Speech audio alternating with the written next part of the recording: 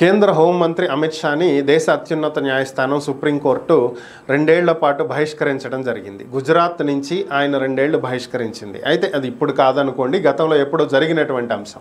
మరి ఎప్పుడో జరిగింది, ఇప్పుడు ఎందుకు మాట్లాడుతున్నాము అంటే, అప్పట్లో సహర్బుద్దీన్ అనేటువంటి వ్యక్తి ఎన్కౌంటర్ కేసులో అధికార దుర్వినియోగానికి పాల్పడ్డారు అనేటువంటి ఆరోపణలు ఎదుర్కొంటూ అప్పట్లో అమిత్ షాని గుజరాత్ రాష్ట్రం నుంచి 2 ఏళ్ల పాటు సుప్రీంకోర్టు బహిష్కరించింది. అయితే ఇప్పుడు ఇది ఎందుకు తెర మీదకు వచ్చింది అంటే, ఎన్సీపీ నేత శరద్ పవార్ గురించి అమిత్ షా కొన్ని వ్యాఖ్యలు చేయడం జరిగింది. వీటికి సంబంధించి శరద్ పవార్ కౌంటర్ ఇస్తూ అమిత్ షా తన గురించి కొన్ని వ్యాఖ్యలు చేశారని, దేశంలో అవినీతి పరులు ఎవరన్నా ఉంటే వీళ్ళందరికీ లీడర్ శరద్ పవార్ అవుతారని, సో అవినీతి పరుల్లో ఆయన ముఖ్యమైనటువంటి వ్యక్తి అనే అమిత్ షా చేసినటువంటి వ్యాఖ్యలను ఖండిస్తూ, నా గురించి ఇలాంటి వ్యాఖ్యలు చేసినటువంటి అమిత్ షా ఒకప్పుడు దేశ అత్యున్నత న్యాయస్థానం సుప్రీంకోర్టు చేత 2 ఏళ్ల పాటు గుజరాత్ నుంచి బహిష్కరించబడ్డారని, అలాంటి వ్యక్తిని ఈరోజు కేంద్ర హోంమంత్రిగా చూస్తున్నాము అంటే మన దేశం ఇలాంటి వ్యక్తుల చేతుల్లో ఎంత అవినీతికి గురవుతుందో, ఎంత దోచుకుంటున్నారో, ఏ పరిస్థితుల్లో మనం ఉన్నామనేది ప్రజలు ఆలోచించుకోవాలని చెప్పి ఆయన వ్యాఖ్యానించడం జరిగింది.